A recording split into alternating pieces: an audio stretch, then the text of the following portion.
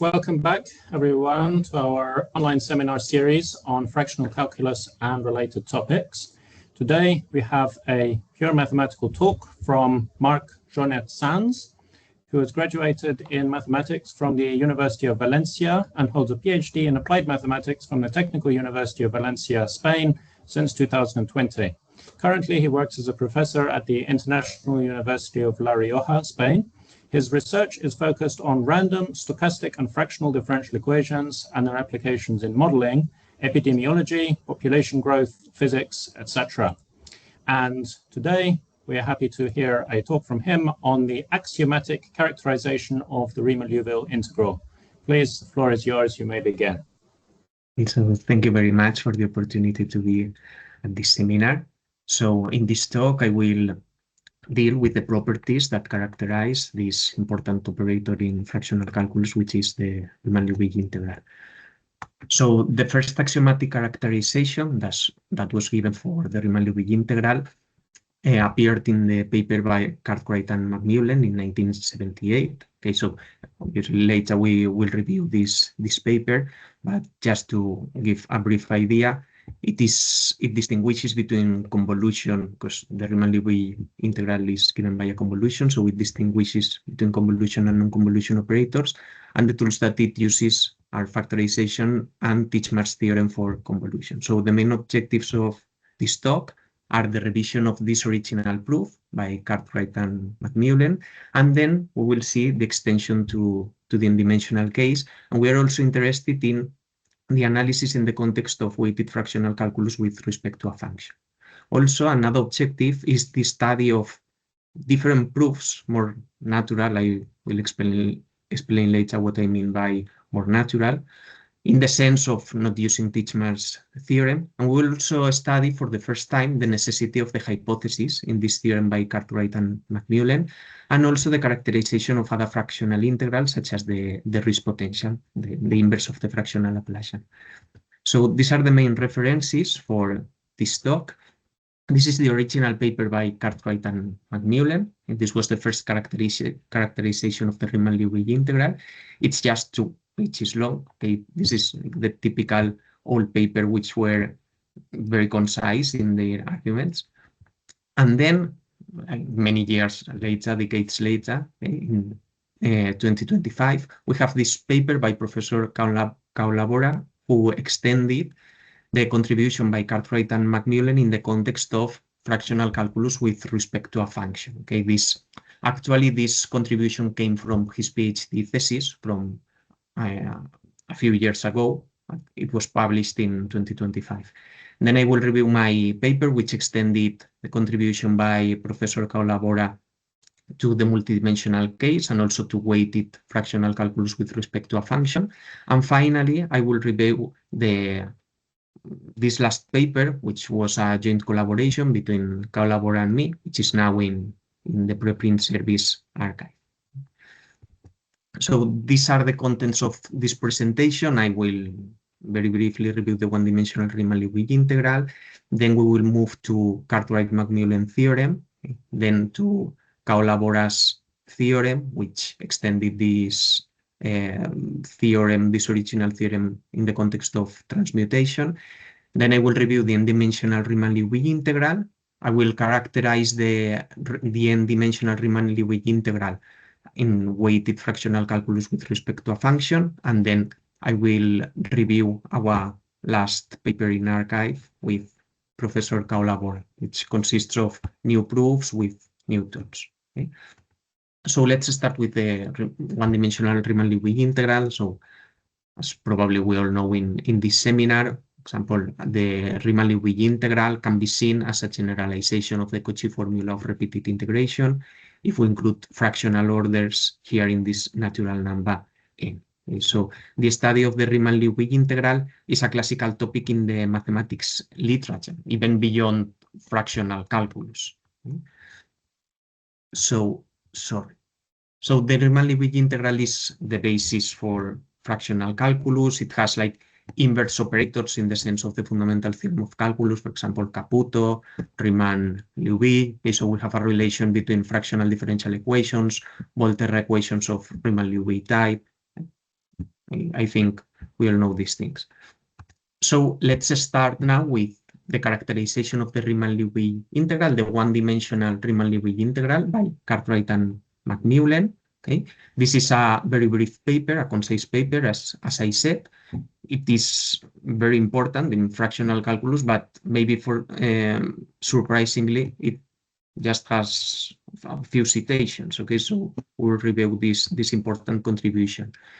Well, this started when in 1972, we established a reasonable conjecture on the one-dimensional Riemann-Liouville integral, on the properties that a fractional integral should have. And this conjecture was proved a few years later. Okay. It was a few years before 1978. This is the date of publication. And the paper is called A Note on the Fractional Calculus. So this is the theorem, is that imagine that we have a family of operators defined for L1 functions, and for fractional order 1 we have the ordinary integral. It satisfies the index law property or semigroup property, and the family is continuous with respect to the fractional parameter. Okay, continuous in the sense that for each alpha we have an operator which is continuous and linear, or bounded and linear. This is the notation for B, from L1 to L1. Okay? Later I will comment on this hypothesis because in the article are given a little bit different, so I will explain this. So under these three assumptions, we have the one-dimensional Riemann-Liouville integral necessary. Okay? This is the real version of the theorem. We also have the complex version.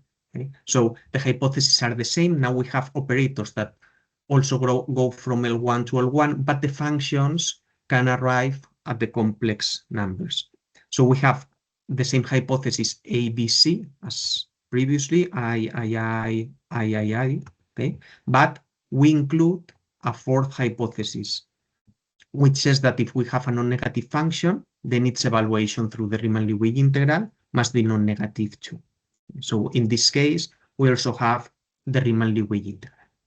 So before reviewing the proof, let us comment on the hypothesis. Okay? This condition D is the original one given by Cartwright and McMullen. But as we will see in the proof, we notice that it can be replaced by this condition. If we have a real function, y, then its evaluation through the Riemann-Liouville integral must also be real. We don't need this non-negativity condition. And the thing that we will see is that since we have the index rule, we will use a factorization with certain roots of unity, and we will arrive at the only possible roots are -1 and 1.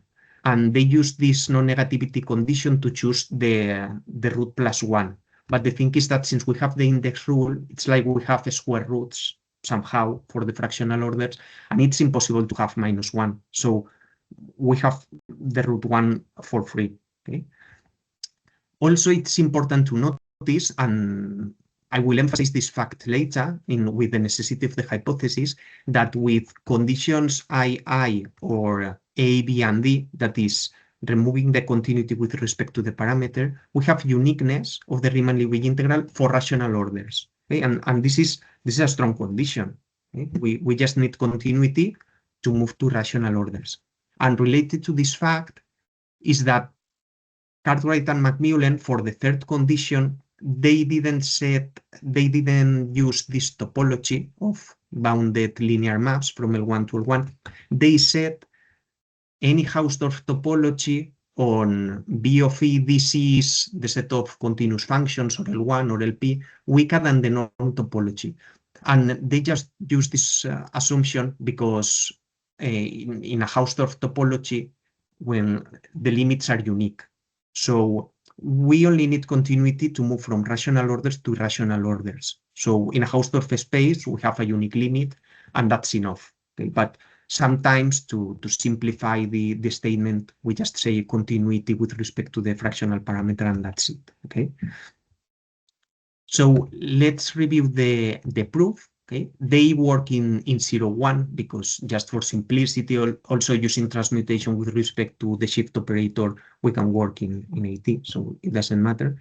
And we focus on rational fractional orders, okay, the fraction of natural numbers, because we can take limits to move to irrational orders. So we have that J1 is the ordinary integral. So if we iterate this, we have equality for natural orders. Okay? So let's call G alpha, sorry, the kernel of the Riemann-Liouville integral. And notice that since we have, okay, now we fix M and we have this equality, Jm equals Im. And now what we do is to factorize as if it were a polynomial. Okay? So we have this factorization with a composition, and here we have complex p-roots of unity, and we have this equality. Here we have commutativity using the index law. Okay, it's like as if we were working with numbers. So let us first assume that J is defined as a convolution. Okay, in the first or second slide, I said they distinguished between convolution and non-convolution. So here is the step related to that fact. Okay, now we assume that J is a convolution with this kernel, so we can move this condition to a convolution of kernels. So we have a convolution that is zero, and intuitively, maybe some factors should be zero. So this idea is formalized with Titchmarsh's theorem for convolution. Okay, the thing is that two factors cannot vanish simultaneously on an interval containing zero, because if that were the case, we would arrive at Gm divided by b equals zero, because the roots are different, okay? are pairwise distinct. So Titchmarsh's theorem, with this condition that two factors cannot vanish simultaneously, ensures that a factor has to be identically zero. Just to recall Titchmarsh's theorem, okay, the statement is this one, just for two factors. Imagine that the convolution of two functions is zero, okay? So necessarily, these three conditions must be satisfied. F is zero on a plus lambda, G is zero on a plus mu, and lambda plus mu has to be greater or equal than b minus a. Okay, so the thing is that if a function is not zero, then the other function must be zero to satisfy this condition. Okay, so one has to apply Titchmarsh's theorem to this convolution of p factors. It's just one thing for a while. Okay, one takes the first factor and the remaining ones, and it's just thinking for a while. So we arrive at a factor that has to be identically zero.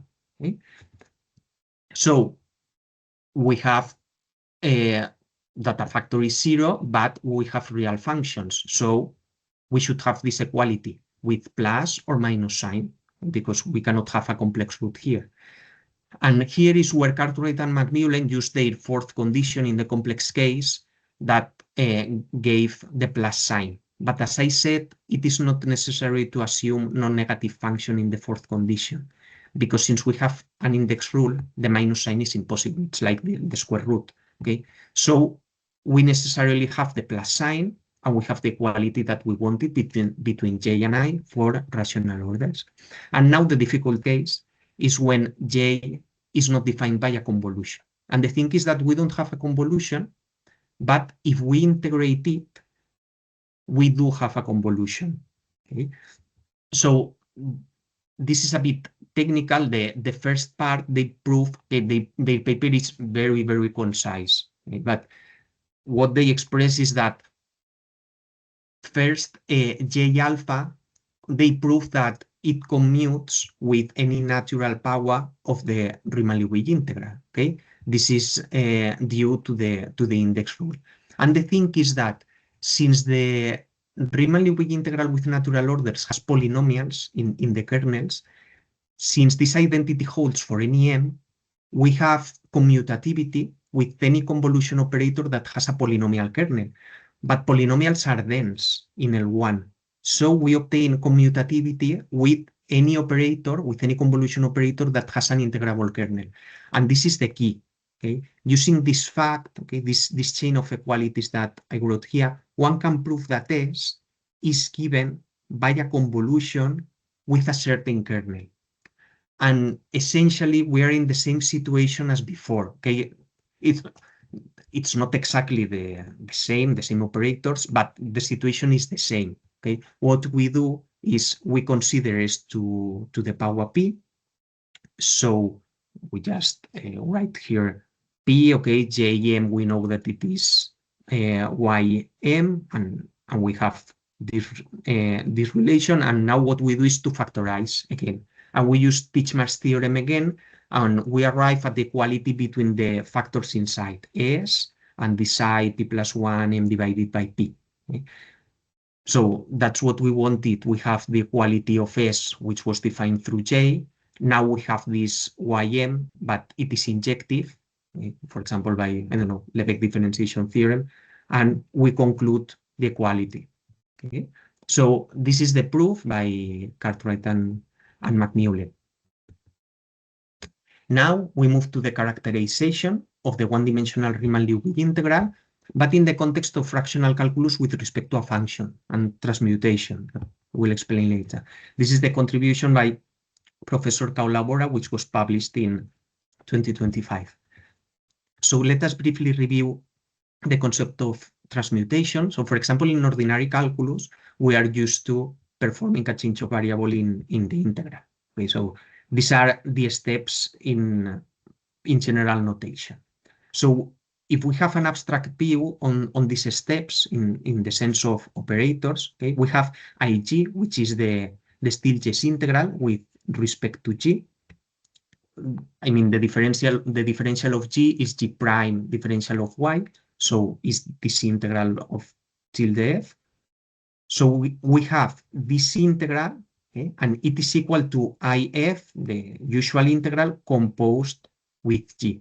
Okay? So if we consider the composition operator QG, we have this relation, this abstract relation. This is what we call a transmutation between the ordinary integral and the Stieltjes integral. It is an algebraic conjugation, like for example in matrices, when we have similar matrices, no, and their ranks or eigenvalues or eigenvectors are related. So we have this relation, and we expect to relate properties between these two operators. Okay?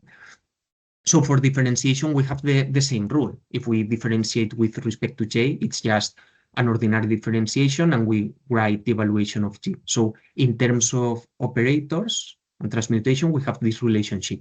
So the idea is to generalize this fact to fractional calculus.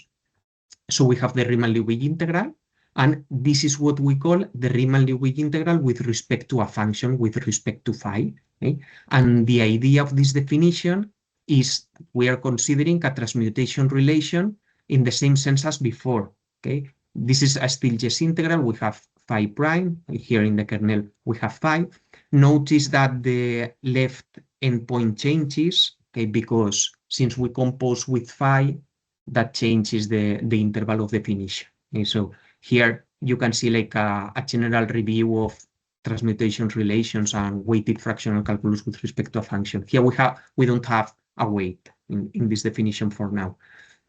Okay? So this is the theorem that Professor Cao Labora proved in his paper. Okay, this is the title of his paper in Journal of Integral Equations and Applications. And this came, as I said before, from his PhD thesis. So essentially, we have the same properties as in the Cartwright-McMullen theorem, but now for fractional order 1, we have an Stieltjes integral. Okay? We have the index law property, and we also have continuity with respect to the fractional order. So in this case, we have the Riemann-Liouville integral with respect to phi. So if you think for a while, if we didn't use transmutation, and I imagine that I had just defined the Riemann-Liouville integral with respect to a function in this way, we should proceed like Cartwright and McMullen, okay, because we have a new operator with a new kernel. But with the transmutation relation, we can relate these new operators with the previous one. Okay? In Cao Labora's contribution, he showed that Q phi is an operator from L1 to L1, taking into account the correct intervals. Sometimes Q phi, or here, for example, the Riemann-Liouville integral with respect to phi, is considered in a new space, L phi, with respect to the differential of phi. But in general, since phi, because I think that I forgot to comment that, in general, since phi is C1 and strictly increasing, the two spaces are equal. Okay, so This is obviously correct. And what he did is he moved from this family of operators, which give the ordinary Stieltjes integral for alpha equals 1, to a new family of operators where the ordinary integral is recovered for alpha equals 1. So this new family of operators, due to the transmutation relation, very satisfies the hypothesis by Cartwright and McMullen, the index rule, the continuity with respect to the fractional order, okay, that can be proved. So we have that this J phi A alpha is the Riemann-Liouville integral, the usual Riemann-Liouville integral, and then we come back. So we prove the statement of this theorem. Okay. So now we're going to generalize this theorem to the n-dimensional Riemann-Liouville integral. So maybe this is not as well known as the one-dimensional Riemann-Liouville integral, but the definition is analogous. Okay, we have now a function which depends on n variables, and we also have n fractional orders and n left endpoints. So it's more or less like a composition of one-dimensional Riemann-Liouville integrals. We have here a product of n kernels, this x, and this product of gamma functions. X, here we consider that it is in L1. Here we notice that when we are in the one-dimensional case, if a fractional order is 0, then we have the identity operator. Here, some of the fractional orders, for example, imagine 1 alpha j, can be 0. In that case, we don't consider that integral, that kernel. Okay, we have n-1 integrals, and in X, we write Tj. Okay? Formally, it's like if this kernel were a Dirac delta function. So we have a delta function, and the integral is 1, and all the mass is at Tj. Okay, so we allow fractional orders equal to 0, and in fact, we need to have a definition for alpha j equal to 0. Okay, this is necessary. So we extend this definition to the context of fractional calculus with respect to a function. Now we consider n functions phi, which are C1 and strictly increasing, okay? But we consider functions of this form. Okay, phi, in the sense of a box to Rn, is given by coordinates by these functions, and the Jacobian function is this product. This is necessary, at least this is what I think for now, because the Riemann-Liouville integral is defined in a box with iterated integration. So we need to have a decomposition with functions that are defined at each interval. Okay, this is not, for example, like in the fractional Laplacian, where you have a global integration on Rn, and you can consider any function phi and a general Jacobian. So we consider this Stieltjes function, and now, compared to the contribution by Cao Labora, we have a continuous positive function, this one. I say continuous and positive because we will need 1 over W to be positive, so we don't have problems in this sense. So this is the W-weighted Riemann-Liouville fractional integral with respect to phi. Okay? Like in the one-dimensional case, we have phi in the kernel, the Jacobian, this weight W inside the integral and outside the integral dividing. Okay? And this is for functions x in L1 phi. Okay? This is a difference with respect to the other contribution where the author considered L1. It is essentially in principle the same because it is strictly increasing and continuously differentiable, but I saw more natural to consider this space because we have the differential phi. At the end of the talk, I will show you how we can generalize fractional calculus with respect to a function for maps which are not continuously differentiable, and then this space L phi is key. Okay. So this is the general context, and now we move to the characterization of the n-dimensional Riemann-Liouville integral in the weighted case and with respect to a function. Okay, this is a paper that I published in 2025, again in Journal of Integral Equations and Applications. And as I said, we want to extend the contribution to dimension n. So we consider the composition operator and this product operator via weight. Okay? So we need preliminary results that are natural, but we need to prove them in the n-dimensional case. So we have this transmutation relation between the ordinary Riemann-Liouville integral here inside and the weighted Riemann-Liouville integral with respect to a function. Notice that here we also have this operator MW compared to the previous contribution. And we also have that this operator behaves well in the sense of function space domains. It goes from LP5 to LP5. The main tool is the change of variables, essentially. So this is the theorem, which continues in the next slide. So here I consider the space of continuous functions. I will explain later why in a moment. So imagine that we have a family of operators defined on the set of continuous functions. So let us suppose that for when the fractional orders are 0, 1, we have ordinary W-weighted Stieltjes integral with respect to phi. Due to the index rule of the second property, we can consider that just one fractional order is 1 and the other fractional orders are 0. Okay, we don't need combinations of zeros of 1 and 1s, but essentially it's that we recover the ordinary integral, okay, when we have integer orders. We also have an index law. Here, notice that I write greater or equal than 0. Okay, this is key. This is necessary, and that's why we need the definition when a fractional order is 0. We also have that these operators are continuous. This is the actual notation that was used in the paper by Professor Cao Labora. Okay, this index notation. So we need continuity with respect to each individual fractional order when all other fractional orders are 0. Okay, in the sense of bounded linear maps from continuous to continuous functions. Okay. So this would be like the Cartwright-McMullen theorem. But the thing is that we need a fourth condition according to the proof that I developed in this paper. And it's this one. Okay?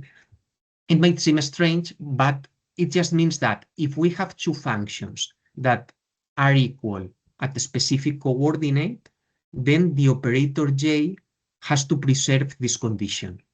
Okay? So U and V are equal in this dot variable, and the other variables are fixed. So J, as I said, has to preserve equality at the dot position. Okay, so in that case, we have equality with the Riemann-Liouville integral, and since continuous functions are dense, we can extend this to LP. Okay, here we notice why continuous functions are needed. And the thing is that this is a pointwise condition. Okay, when I say that we need equality at a specific coordinate, in a multidimensional sense, a coordinate does not have a volume. So we cannot use integrable functions for this hypothesis, and we need continuity. So for the proof, it's similar to the previous paper, but we need to work with the detail of the fourth condition. Okay? Again, we come back through transmutation. This is like removing phi and W, okay? And the idea is to prove that this new J is equal to the ordinary and dimensional Riemann-Liouville integral. Okay? So the thing is that we want to move from dimension n to dimension 1, and this should be done with what I call dimensional reduction. Okay? So let's take a function, a one-dimensional function y. Okay, so we extend it to n dimensions. So we take a function such that its kth coordinate give, when we evaluate it, y. Okay, the thing is that we have infinitely many functions, okay, because they can vary with these taus. But from the point of view of J, it doesn't matter. And this is due to the fourth condition, okay, because it preserves the equality in the evaluation. Okay? So we can define this new one-dimensional operator from our original J. Okay? And the thing is that this one-dimensional operator satisfies the properties by Cartwright and McMullen. Okay? So we can prove that this is equal to the ordinary Riemann-Liouville integral in the one-dimensional case. And now we take an n-dimensional function, not a one-dimensional one, an n-dimensional function y. Okay? So using this definition that relates the n-dimensional operator with the one-dimensional one, we have this equality. For the one-dimensional case, we have equality with the Riemann-Liouville integral, and then we come back to the Riemann-Liouville integral because the Riemann-Liouville integral satisfies the fourth assumption of the theorem. So we have equality when just one fractional order is different from zero, and now we can conclude with the index rule because the index rule allows zero fractional orders. Okay, so we have a proof in the n-dimensional case and weighted fractional calculus with respect to a function, but I thought that my fourth condition was a little bit strange or maybe strong, and I didn't know how to prove the n-dimensional case. So I contacted Professor Cao Labora in case he had some idea, and at the beginning we had no idea, okay? But we started to think, and at the end we could develop a paper on this topic. Okay? Now I'll explain the general idea of this new paper in arXiv, and we will review it. So, I don't know, we started with proving the n-dimensional case, but it turned out that we wanted essentially to look for more natural proofs, okay? And I know that this more natural is subjective, okay, but I found, I don't know, strange the proof by Cartwright and McMullen because they use factorization, they use Titchmarsh theorem, but essentially in the proof, they use the Riemann-Liouville integral. It's like the Riemann-Liouville integral does not appear in a natural way. They use it as if they knew the final result, okay, which is okay. But we started to think about more natural proofs, okay?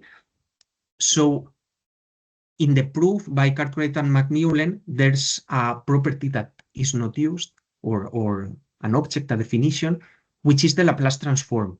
As we all know, the Laplace transform is key in fractional calculus, and the Riemann-Liouville integral can be seen as a fractionalization of the Laplace transform, in the same way that, for example, the fractional Laplacian is a fractionalization of the Fourier transform of the ordinary Laplacian, okay? And this is not used in this proof. And on the other hand, for example, the Riemann-Liouville integral is related to the beta distribution. Okay, this power comes from the beta density. And probability distributions are characterized by the moment generating function, which is essentially a Laplace transform. So our conclusion is that the Laplace transform should be important in the characterization. Okay. Also, this idea of using the Laplace transform, okay, I wrote it in a nice way, I think, but this came after studying the necessity of the hypothesis for the Cartwright-McMullen theorem. This has not been in the literature, but since the Riemann-Liouville integral is characterized for rational orders when we remove the continuity condition, a natural question is if we need all the conditions by Cartwright and McMullen, especially continuity condition. And unexpectedly, this is very related to the Cauchy functional equation and later with the Laplace transform. Okay? Everything is connected, and we found these facts very natural. So this is our paper from April in arXiv, characterization of fractional operators via integral transforms. In this paper now, currently we are reviewing a corollary because there is a detail that we think that we have to correct. Okay, we need to study it more, but the body of the paper and the main results are correct. Okay, it's just a corollary. So we will upload a second version. So let's start with the necessity of the assumptions that I said this is the key. Okay, so the assumptions in the Cartwright-McMullen theorem are necessary. There are conditions that are trivial. For example, obviously, I don't know if the index rule does not hold, so we can consider like a multiplication by the ordinary integral. If the identity does not hold here, we can write in the fractional order a 2, okay? If real functions are not mapped to real functions, we can consider the exponential of 2 pi I alpha. Okay, so these cases are very easy. But the difficult case is when the identity and the index rule hold, but not the continuity. And this is like the result in my opinion. Okay, we were thinking many weeks on this, and it is very interesting because we need the axiom of choice to prove the necessity of the hypothesis. Okay, the idea is that the index rule, it's like for the fractional orders, like the Cauchy functional equation. We have a function which is additive, and we want to prove that it is like the identity linear, more or less. So what we did is to adapt ideas on the Cauchy functional equation from Axel, sorry, I don't know the pronunciation, and Erdos in 1965. So by Zorn's lemma, okay, we assume this lemma, we consider a Hamel basis of R over Q. Okay? So a Hamel basis is like the typical basis from linear algebra, but it is uncountable, and finite linear combinations are linearly independent, and every element in R is a finite linear combination of elements in the basis. Okay? But this basis has to be special. We choose two elements, pi and pi plus 1. Okay? This pi is just a funny number. We can choose any irrational number, but we need this structure, okay? Pi and pi plus 1. And notice that no rational number can be an element of this basis. Otherwise, it would be a linear combination of pi and pi plus 1. Okay? So by definition of Hamel basis, any fractional order can be written as a finite linear combination.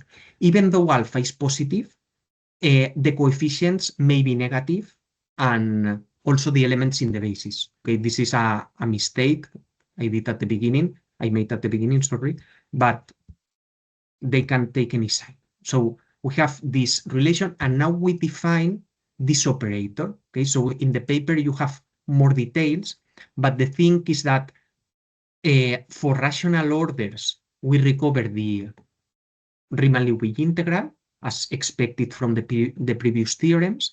Okay? For alpha equals 1 also, the index rule is satisfied because we have a power here, but this is not continuous because we have like rational numbers, okay, which cannot give like a connected interval in the image, for example. So we don't have continuity. So the continuity assumption is necessary for the uniqueness of the Riemann-Liouville integral if we assume the existence of Hamel basis. Okay. Now let's move to the characterization. Okay. In the paper, we had like two parts. We have on the one hand the necessity, but I mean, for the characterizations, we have like two parts. One, which is an extension of the paper by Cartwright and McMullen in the sense of the arguments, and another part in which we develop new tools, as I told you, with Laplace transforms and the Cauchy functional equation. So this is the theorem of the first part, which is essentially Cartwright and McMullen theorem. Here we need equality, the identity for the eighth canonical vector. Okay, we need again zero fractional orders, and we also consider continuity with respect to the fractional orders now in the open interval with zero. So in this sense, we have the multidimensional Riemann-Liouville integral. And the proof is analogous to the original one by Cartwright and McMullen. It might seem that this is more straightforward than it is than it actually is, and maybe it is. The thing is that we weren't sure if we needed zero fractional orders here. Okay, at the beginning, we didn't allow zero here, so it was impossible to prove. And we also needed a version of Titchmarsh theorem in several variables. And this paper, it is in French. This was sent to me by Professor Cao Labora. This is approved by Lyons. Sorry again for the pronunciation, which gives this this identity. This is a generalization of Titchmarsh theorem in the sense of convex holes. Okay, so using the same factorization as the one-dimensional case with n variables, one can prove that a factor has to be identically zero.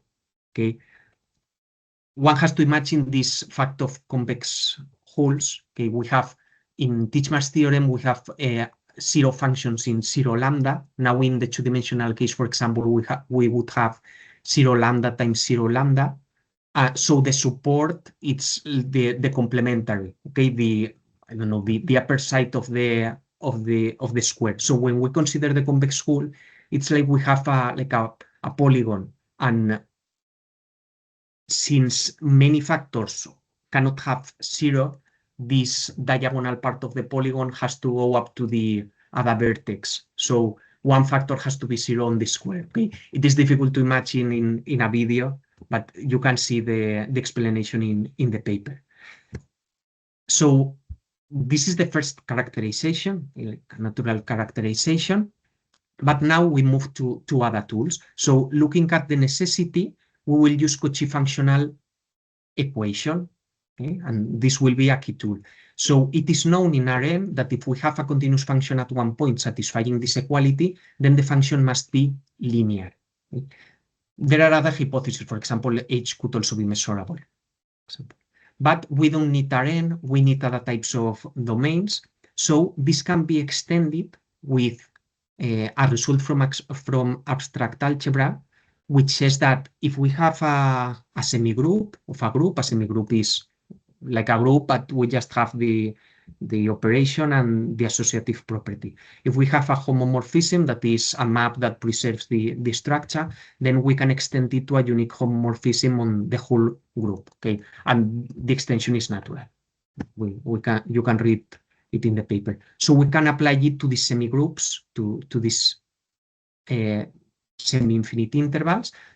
We also need for the risk potential the Cauchy functional equation in this restricted interval, and we need like a specific proof for this case, but it is possible to develop it without these algebra tools. Okay. So let us see a first characterization which mixes these ideas on the Cauchy functional equation and the necessity of the hypothesis. And we will use Laplace transformable functions. Okay, this is the Laplace transform.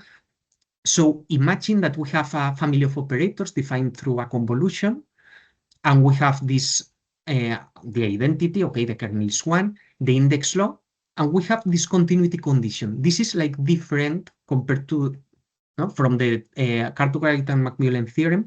We have continuity of the Laplace transform of the kernel.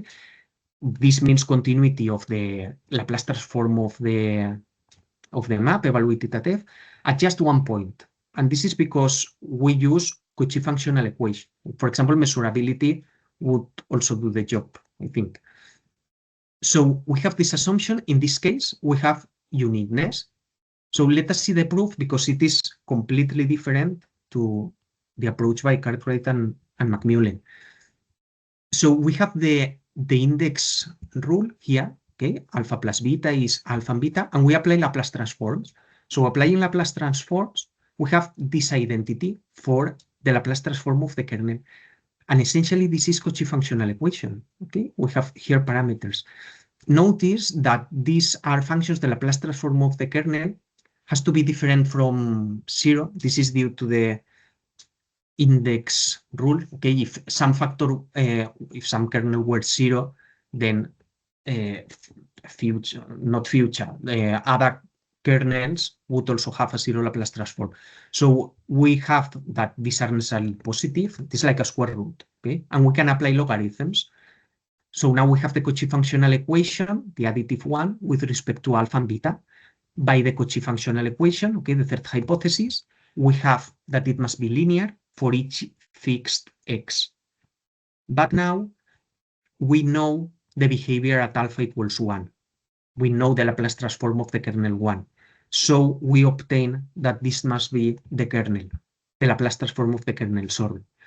But this implies that the Laplace transform of our operator J is the same as the Laplace transform of I, and we have the uniqueness. Okay? So this was in the case of a convolution. And now we want to move to a non-convolution, possibly a non-convolution operator. So we now we have a general family of linear operators. Okay, they are defined for Laplace transformable functions because we need to apply this transform. Okay? And now we have like this strange hypothesis. I don't know at the beginning we didn't wrote it, but in the proof we needed it. Okay, this operator is defined for Laplace transformable functions, but it has to be continuous in the sense of L1 for bounded intervals. That is, if we have Laplace transformable functions which tend to 0 in the sense of L10T, then the image has to tend to 0 in the sense of L10T. Reviewing some part of the literature, we found that this is related to a condition that is called causality. Okay? An operator is causal when if we have a function, the evaluation of the operator cannot depend on the future of the function. That is what happens for the Riemann-Liouville integral, but here we have a general operator. So, for example, this condition implies that causality, okay, that there is no dependence on the future of the function. So these are the assumptions again, and let me emphasize the continuity one, because I find it very interesting, because we need continuity of the Laplace transform at one point, but here we can write the function 1. Okay. Previously we had a convolution which is supposed to be easier, but we needed a general f here. But now we can write 1. Now you will see why. So in this case, we have the uniqueness of the Riemann-Liouville integral. So, well, I obviously will skip the details. The same density argument as Cartwright and McMullen proves that J alpha commutes with any convolution operator that has a kernel that is Laplace transformable. Okay? First, we work on limited intervals, 0t, and then we have that in general, because the convolution advances from 0 to t. I mean, the definition goes from 0 to lowercase t, okay? And we can work in that way. So again, we don't have a convolution operator, but if we integrate it, we do have a convolution operator. And here, since we use this trick of integrating ones, we have the kernel 1, and that's why we only need continuity of the transform of J to alpha of 1, not of a general f. And now we proceed analogously. We apply Laplace transforms to the index rule for this new operator. Since we integrate ones, this Cauchy functional equation is like deviated, okay? But we can perform like a change of variable somehow, and we obtain the usual Cauchy functional equation. Here we would need the logarithms and the same argumentation as before, okay? Here notice that we need those lemmas from abstract algebra to work in the semigroups, because now the fractional orders are greater than 1, okay? Well, and before they were greater than 0, so we need those lemmas, for example. So this is the step where I told you that we are reviewing a corollary from the archive version, because there is a corollary in that paper that we moved from 0 infinity to 0t, which was perfect because we extended Cartwright and McMullen theorem, and in fact with a weaker hypothesis, because we didn't have the Laplace transform here. Okay, you can read the corollary there, but there is a detail that we need to study, okay? So these arguments can be applied in dimension n. As I said, here notice that we have an evaluation at 1, and well, this is an observation. All the previous results can be, we worked with Laplace transformable functions, and on bounded intervals, Laplace transformable functions belong to Ly. So it doesn't make sense to say L intersection L1, because that is given for free. But if we work in LP, we have to consider L intersection LP or intersection continuous functions, and the kernel can just be Laplace transformable. What I mean is that we can adapt the previous results to functions that belong to LP or the space of continuous functions in this sense, okay? This is because the convolution of an L1 function with any other thing is in the space of that any other thing, okay? So this is just a remark, okay? You can prove in this way. So in dimension n, we would have this natural result, okay? Here, compared, for example, to my paper in Journal of Integral Equations and Applications, we used a very compact notation for the multivariate case, okay? So here, for example, we have 0 infinity, and this 0t means a box, okay? It is a product of 0t1, 0t2, and so on. And we have this identity for the ith canonical vector, the index rule, and continuity of the Laplace transform. And we can prove similarly that we have the uniqueness. So I found that these proofs are natural because the Riemann-Liouville integral appears, without knowing it previously. With these tools, we can also characterize the risk potential. The risk potential is the inverse of the fractional Laplacian, and it is also given by a convolution.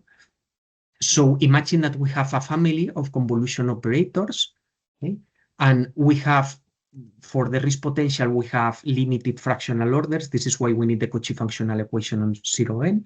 It is defined for Schwarz functions, and imagine that K alpha has a Fourier transform for the risk potential, so in the sense of distributions, but the proof works the same. So we have like this identity. It is given in the sense of the Laplace transform because we don't have like an ordinary integral in Arran. So we have this assumption, the index rule, and continuity of this Fourier transform in the sense of functions or distributions, but given a function.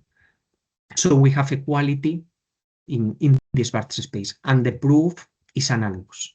We use the index rule, we apply Fourier transforms in this case, and the restricted Cauchy functional equation.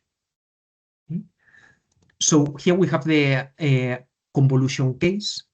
We don't know how to address the non-convolution case because the proofs that we applied for the non-convolution case previously, where we used the density of polynomials and the commutativity with respect to non-polynomial kernels, need fractional orders that can go up to infinity. They are not natural somehow, so we cannot apply those proofs here.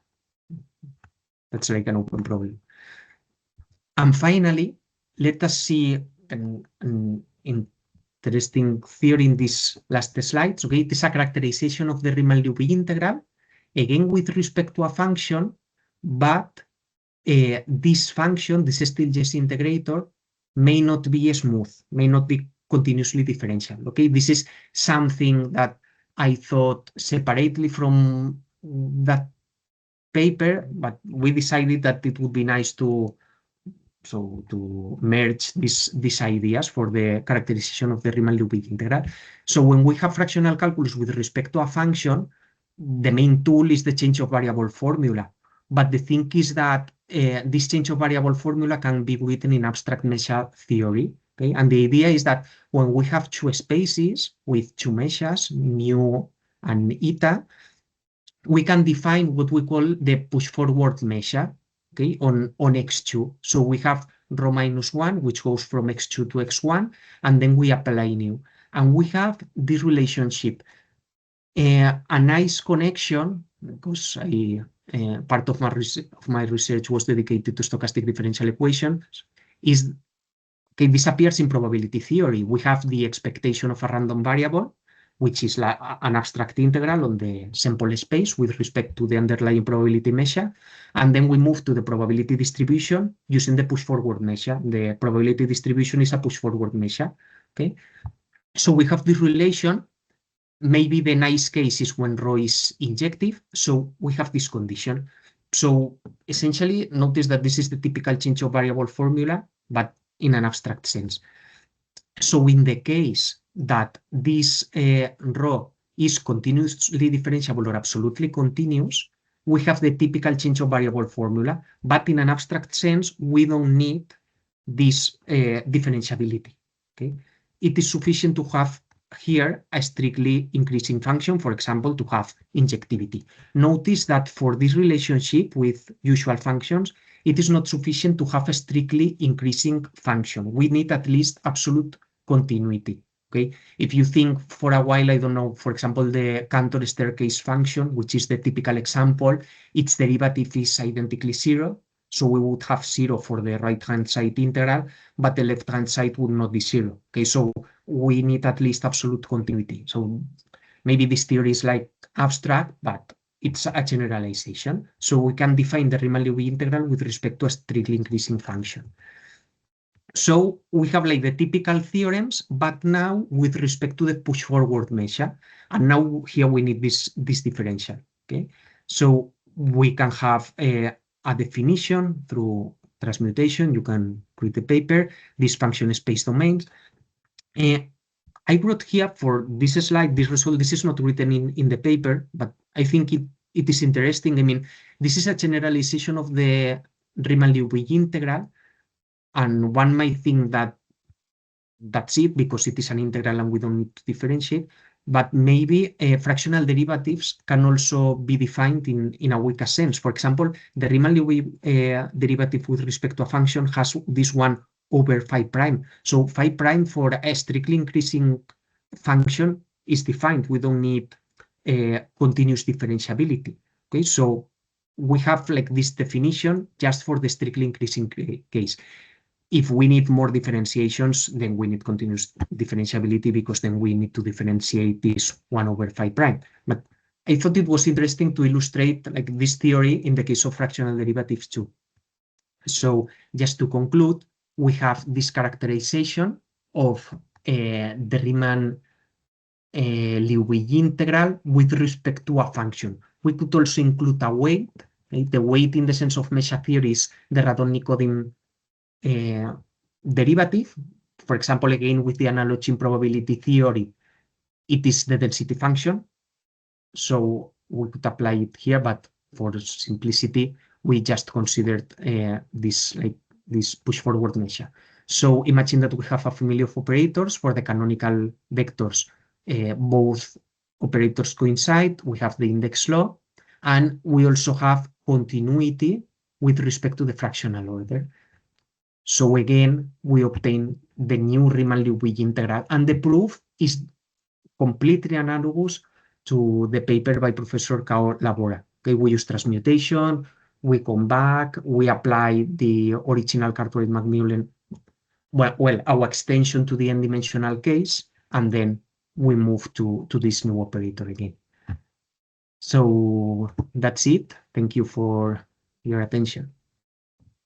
Thank you very much for this interesting talk. Do we have any questions from the participants? Pavan, you've raised your hand. You can go ahead first. Thanks for the nice talk. So regarding fractional calculus with respect to functions, so phi needs to be strictly increasing, and I believe somewhere earlier in your talk you mentioned that you were able to remove that restriction that phi need not be a strictly increasing function. So can you talk about that a bit? Yes, sorry, maybe I said that. Sorry, we need a strictly increasing function. What I said is that we can remove the continuously differentiability condition. Okay, we don't need the C1 condition, but we need a strictly increasing function because even in this sense of abstract measure theory, we need injectivity, we need that the interval is correctly mapped. So we need a strictly increasing function, but maybe we can omit this C1 condition or absolute continuity. Okay, because I was recently working on it and I do applications as well.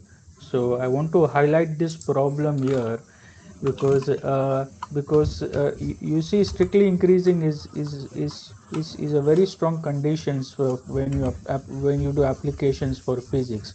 For instance, if I have to take a region in space which is a square or a circle or any arbitrary region for that, then the question I want to ask is does the physics change with the consideration of the shape? Of course the answer is no, but since we need a strictly increasing function, the map because of that map, I mean the operator goes to the complex plane, and if it goes to the complex plane, then you're talking a different physics. So but the physics did not change, but the operator has this caveat that it goes to the complex plane if it's not strictly increasing.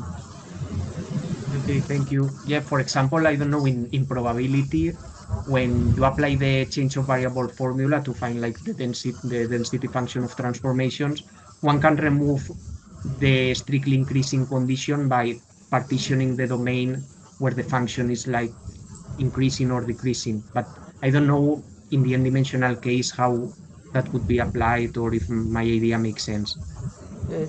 Even in one dimension, I did not see that there was a merit to the problem, because if I basically what you're saying is to write f plus minus f minus, where f and f plus and f minus are basically positive functions,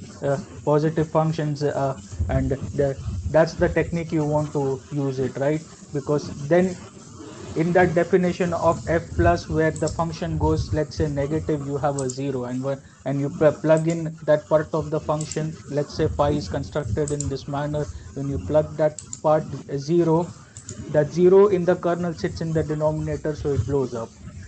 So that idea doesn't even that doesn't work if I write as phi is equal to phi plus minus for phi minus. Although the equality will hold, but you plug it into it doesn't work. Okay. So and secondly, when you talked about the Jacobian, I mean, I was doing some recent calculations as well. So of course I see a Jacobian coming out of it, which is very natural when you do change of variables for anything. But my one question is that where you have this phi prime of first function, second function, and third function, that's nothing but the determinant of the Jacobian. But my question here is that whether it should be the absolute value of the Jacobian, or the absolute value of the determinant of the Jacobian, or just the determinant of the Jacobian itself. Here, So, since I worked with strictly increasing functions, the derivative is strictly positive, and I it could didn't remove matter. the absolute value. But in general, for example, I don't know, I read about the fractional Laplacian and this extension to fractional calculus with respect to function. Yes, you need to consider in that case the absolute value of the determinant. Okay. Yeah. Okay. Yeah. That was just a minor clarification I wanted, because I was wondering if I was in the right direction. Anyway, the second very good idea, I think I was looking into it. Uh, Actually looking into your slides. So you have results for an operator, a different way of proving things for a convolution type operator and a non-convolution type Hmm. operator. So my question here is that i- uh, uh, so so so let me tell you where exactly I'm coming from, and then you can tell me if there is a result or not. So if so that reminded me for general fractional calculus, so where the kernel is arbitrary, and you have a kernel, you have a condition which is called as the Sonin condition, where it is where the convolution of the kernel of the operator and its inverse satisfies something, let's say 1 in some case, some right hand side, and as a result, as a result of this condition, you have fundamental of the theorems of calculus for these operators for it. Now you suggest that you have a different way of doing things. So do you have a similar condition? Do you define an inverse and fundamentals of calculus as well? So okay, here we distinguish this part with convolution and I'm not sure if non-convolution. that's related, because the Yeah. results in this talk are about fractional integrals only. There are no fractional derivatives here, right? Yes. No, I did not see that as well. So hence I was curious whether he had it or I missed it. Hence I was curious. I'm not But sure about the if there is a relationship, because here we started with a convolution, but it was like a general operator or integral operator, and we don't need the concept of an associated derivative here and this Okay. Sonin condition. It's like we work with integrals, but there are no derivative operators associated to them in principle.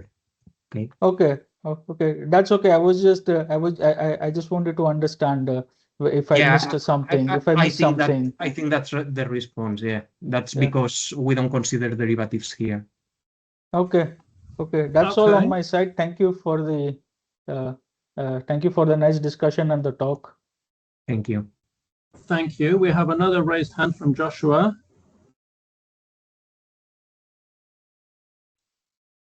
Hello. Hello. Yeah, I think, can you go to page 22? Yes. Page 22. Are you there? Yes, here, 22. Yeah, L1. I saw L1 somewhere. Yes, here, below in the last line. L1, yeah. You initially, on page 22, you initially define the n-dimensional integer function on x on L1. Then I think on page 26, you define it for the general LP for P between 1 and infinity. When here. you were discussing the uniqueness, when you were discussing the uniqueness, so does the uniqueness result automatically hold for general LP, or there are some restrictions that you put on the weight function omega when you are moving away from L1? Here in this specific result, the proof actually works for continuous functions because we need this pointwise condition and we need continuous functions. Here, what I expressed is that since we have the characterization for continuous functions, since these continuous functions are dense in any LP space, we have like a characterization in LP, but really maybe I didn't explain it very well. We need continuity for these four conditions and to prove the theorems, but I just meant that from continuity we can move to LP with this density argument, but for example, this fourth condition does not work in LP because we need a pointwise definition here in the dot. There are restrictions for that when you are moving away. Yes. A specific proof for LP using this idea of dimensional reduction, I don't know how to do that, because to reduce the dimensionality, I think you need a pointwise definition, because when you go from dimension n to dimension 1, it's like dimension 1 does not have a volume in dimension n, so somehow you need continuity. So that is why, because of the difference in that, that's what I wanted to understand. Thank you so much. Okay, thank you. Thank you. I don't see any other raised hands. Do we have more questions? You can unmute yourself and ask directly.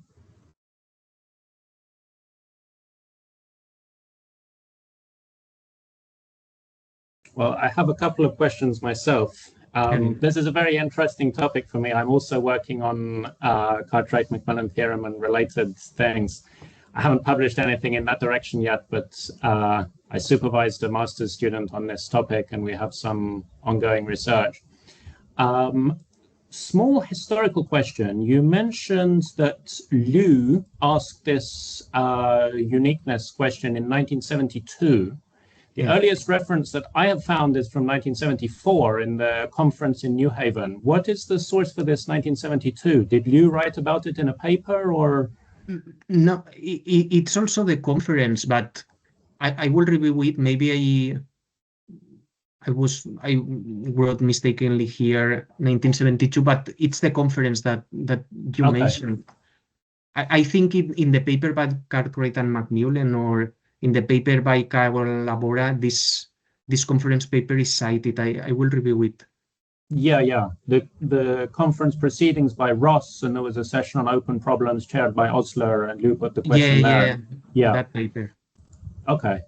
The other question, slightly related to what Pavan was asking about, you take your n-dimensional phi function, and you assume that it can be basically broken up into components. So phi 1 of S1 times phi 2 of S2 and so on.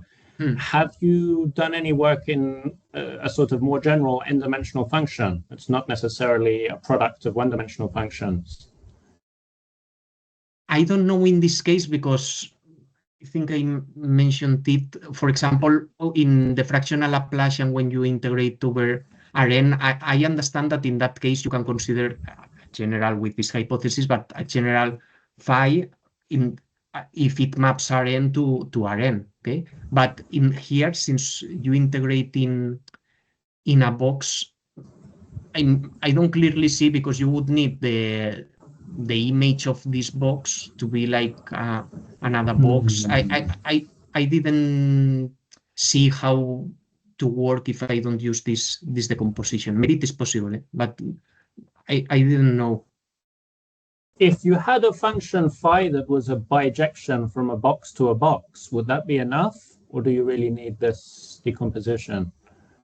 I don't know, but maybe, but the image of the box would need to be a box again. Maybe in that case, no, because I don't know. You expect like the new Riemann-Liouville integral to be also defined in this way with iterated integrations on a box. Right. Yeah, it would be quite difficult to.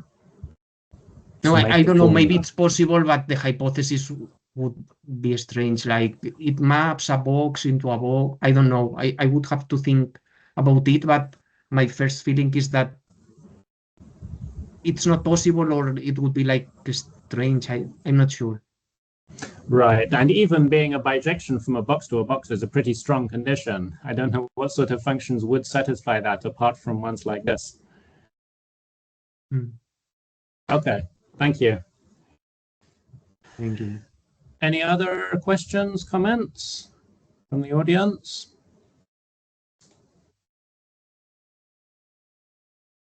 If not, then we thank the speaker again, and I think we can stop the recording.